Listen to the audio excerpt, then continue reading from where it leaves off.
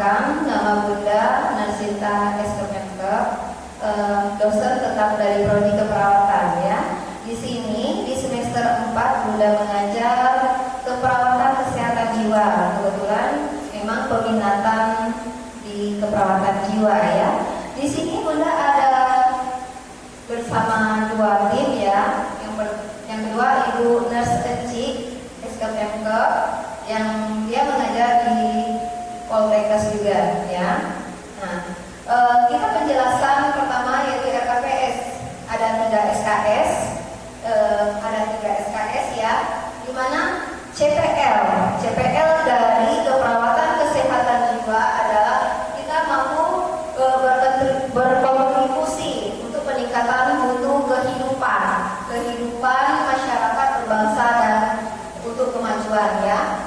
Ini ada beberapa CP ya. CP itu adalah untuk penguasaan dari mahasiswanya nanti, di mana mampu menguasai nilai-nilai kemanusiaan untuk menguasai konsep, teknik dan diagnosa ya. Nah, di sini juga kita lanjut ya. Di sini ada CP capaian dari mata kuliah kita di kesehatan jiwa ini. Yang pertama, mahasiswa mampu memahami sejarah dan tren isu dari keperawatan jiwa. Selanjutnya mampu untuk mengetahui dari proses keperawatan jiwa, perasaan jiwa, dan mahasiswa untuk konseptual, di mana nanti ada teori-teori model dari kesehatan jiwa tersebut ya. Selanjutnya yang keempat, CPMK-nya adalah peran perawat. Jadi di sini kita bisa melihat peran perawat jiwa, di mana kita melihat kedisiplinan, peran dari kedisiplinan dari perawat jiwa. Nah, yang kelima itu pelayanan. Jadi kita melihat pelayanan situasi dari keperawatan jiwa ya. Yang ketujuh itu untuk melakukan simulasi ya. Di simulasi ini namanya CMHN ya. CMHN ini nanti kita di komunitas di mana bisa itu ada askep kepada pasien dari infak, ada toddler ya, ada prasekolah, sampai dengan lansia. Ternyata ada juga ya namanya itu komunitas jiwa ya. Nah, karena ada 3 diagnosa. Nanti kita lanjut lagi di semester mungkin yang ini nanti saya dilanjut oleh tim saya ya. Di sini juga untuk CP ke-8 kita melakukan simulasi.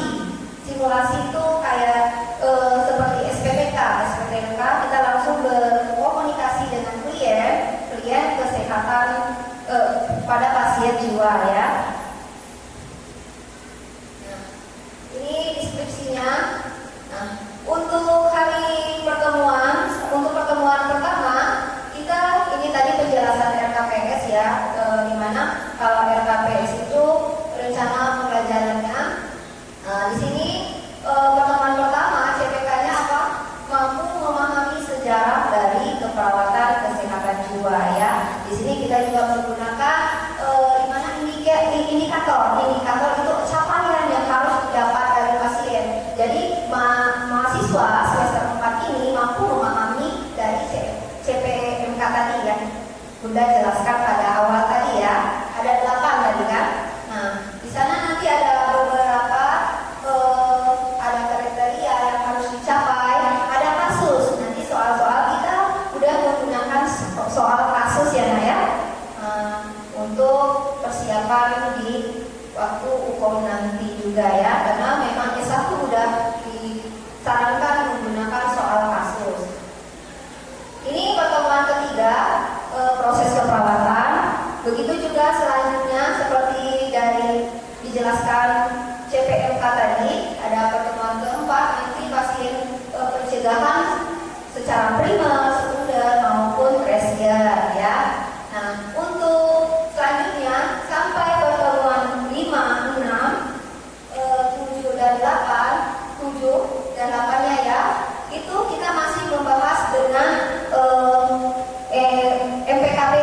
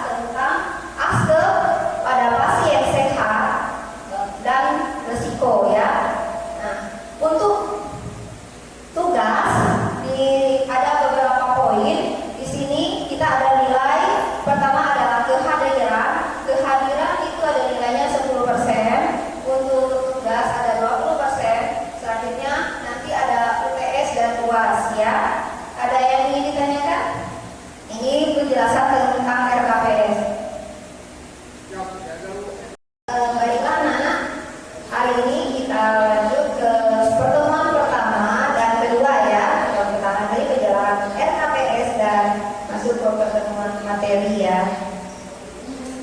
Perawatan kesehatan jiwa ya. Nah, di sini tentu anak-anak sering mendengar ya apa itu yang dimaksud dengan kesehatan. Sehat ya. Kalau sehat apa definisinya? Sehat apa? Definisi dari sehat akal, sehat jasmani, dan sehat rohani. Bagus ya, berarti kalian semua anak-anak semua udah paham ya di mana itu sehat, ada baik lahir maupun secara jasmani. Nah, kembali ke materi, di mana kita mempelajari sekarang adalah kesehatan jiwa ya. Tentunya kita harus memahami dulu apa itu sehat ya, nah. Di mana sehat itu dalam keadaan bugar, dalam keadaan nyaman ya.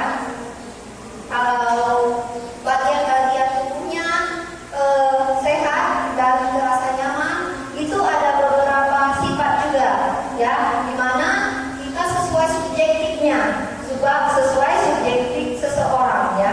Kalau seandainya dari definisi sehat dari penyakit itu biasanya ada hasil ya, uji labnya ya. Tapi kita di sini mempelajari tentang kesehatan jiwa ya. Menurut WHO pada umumnya tahu ya apa itu WHO? Oh, kita semua anak-anak muda ya. Udah semester 4 ya, pasti udah paham. Nah, pada umumnya menurut organisasi ini pada tahun 2008 dia melakukan sehat jiwa itu adalah orang yang dapat melakukan beberapa hal ya, di mana menyesuaikan diri, dia mampu menyesuaikan diri secara konstruktif ya, yang sesuai konstruktif ya, lawan dari destruktif ya, yang tidak menyimpang ya. Nah, di mana meskipun dia kenyataan buruk, dia mampu menyesuaikan keadaan ya, mampu menerima. Selanjutnya dia kedua merasa bebas, hidupnya bebas ya, relatif dengan tidak adanya ketegangan, tidak adanya kecemasan atau anksietas. Itu sehat jiwa ya. Nah, selanjutnya dia merasa kepuasan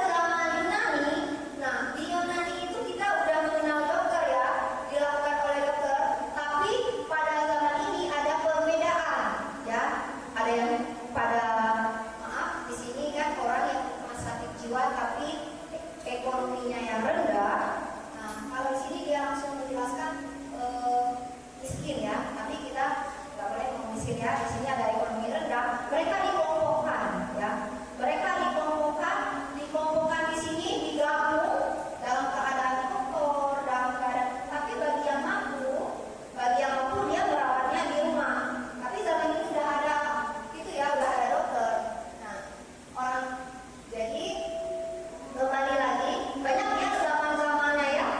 Nah, semoga nggak bosan ya, tapi kita masih membahas tentang zaman agar kita tahu oh ternyata tahapan untuk menjadi perawatan jiwa ini panjang ya.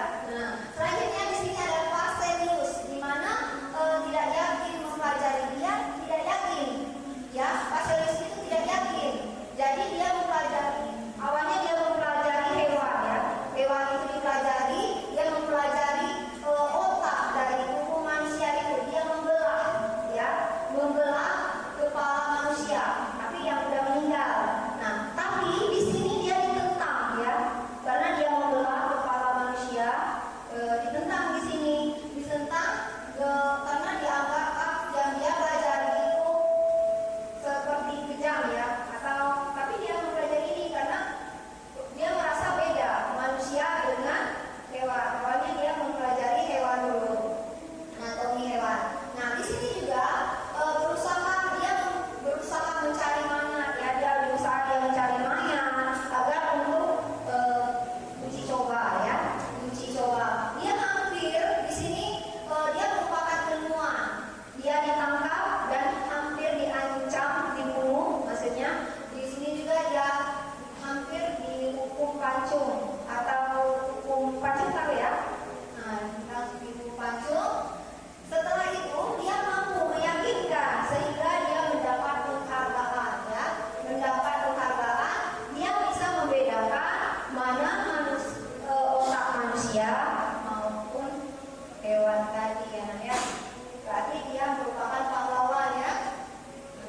Selanjutnya lagi pada Revolusi Prancis. Nah, di Revolusi Prancis menurut Pellegrini ini ada memanfaatkan kebebasan dulu pada pasien gangguan jiwa ya, yang membebaskan di mana dia ada semboyannya ya. Revolusi humanisme ini ya, dia melepaskan pasien dengan gangguan jiwa ini jika tidak harus yang diterkam oleh binatang buas ya. Jadi di sini juga ada perjuangan oleh para peneliti. Ini dilanjutkan nanti di revolusi kesehatan jiwa kedua, di mana gangguan jiwa ini bisa diterima ya, bisa diterima sebagai suatu penyakit seperti penyakit lainnya ya, seperti penyakit hipertensi dan lainnya. Di sini juga pada zaman ini gangguan jiwa itu sudah diterima sebagai suatu penyakit, di mana ada perubahan orientasi secara organ, secara biologisnya ya. Nah, di sini juga ada nanti penggolongan. Dia sudah membedakan penggolongan kesehatan jiwa tadi. Jadi mereka mempelajari setiap pasien itu berbeda-beda, ada tanda gejala dari gangguan jiwanya ya. Di sini dia bisa membedakan. Nah, di Revolusi 3 juga masih berorientasi, tapi di sini dia berbasis rumah sakit ya. Di rumah sakit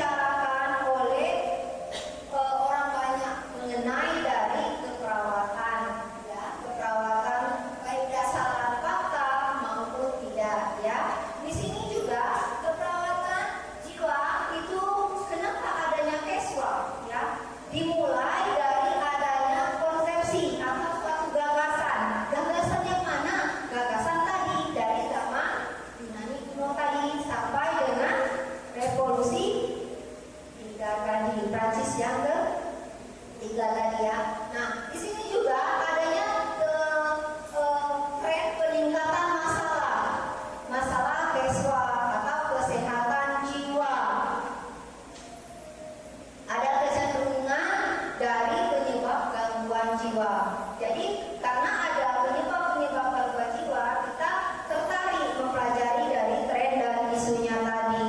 Ada kecenderungan perubahan situasi ya, situasi era globalisasinya ya. Sini nanti kita pelajari juga apa dari item-item dari tahapan tren dan isu ya. Ini sedikit tentang menurut teknik kenapa ada teori perkembangan. Teori perkembangan dari kesehatan jiwa itu adalah secara neurokognitifnya.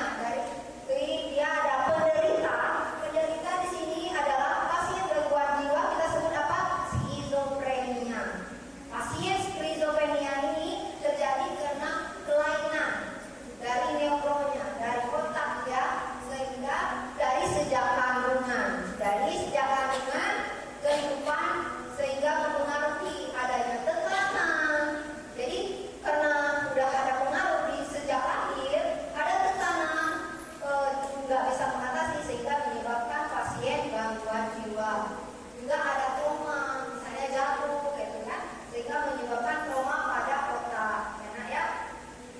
Tentunya juga ada berdasarkan karena narkoba ya, pengaruh narkoba atau obat-obat.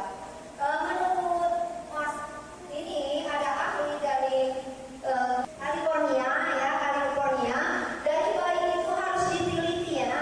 Dari bayi itu kita harus teliti. Dari bayi, kenapa diteliti?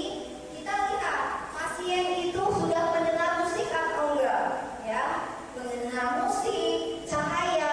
Waktu baru lahir itu dites semua kan, dari apakah pasien itu mendengar suara, refleksnya ya, disinar. Nah, itu bisa kita lihat. Nah, ternyata setelah dewasa itu menentukan memiliki perkembangan fisik pasien kita tadi, baik secara mental maupun emosinya lebih baik. Apa kata orang memang dari kandungan itu harus sering diajak komunikasi maupun mendengar suara-suara nyanyi kan, salawat atau apa. Nah, kita kan ya. Balik lagi di sini ada brain training di mana meneliti stimulasi ya. Dari sejak ini itu ada bonding, ada kan kalau dari bayi itu apa? Seorang anak itu harus didekatkan apa? Ada udah belajar keperawatan materisasi. Kalau baru lahir, seorang anak didekatkan dengan putih orang tua. Jadi ada ikatan ya, emosionalnya ya. Jadi anak yang diberi ASI dengan orang tua, dia akan memiliki emosional yang berbeda ya. Intinya mendapat kasih sayang ya. Nah, jadi sejak lahir itu kita harus mengajari kepada anak untuk, makanya di sini ada butuhnya kasih sayang dari orang tua ya. Dimana juga kita berdasarkan dari kasus era globalisasi, beban hidup yang pengaruh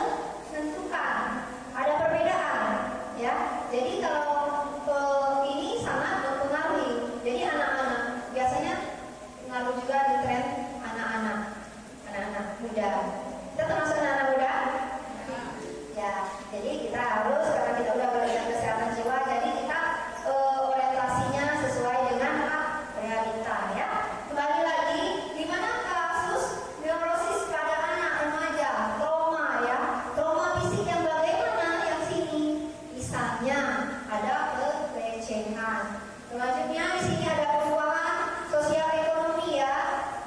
Ini juga. Masih ada ya? Masih ada, kita masih lanjutkan.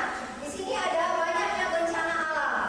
Bencana alam, bagaimana kita adalah kenapa bisa mempelajari ini juga?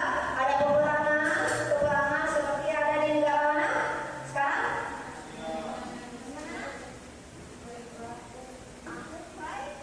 Ukraina dan Rusia.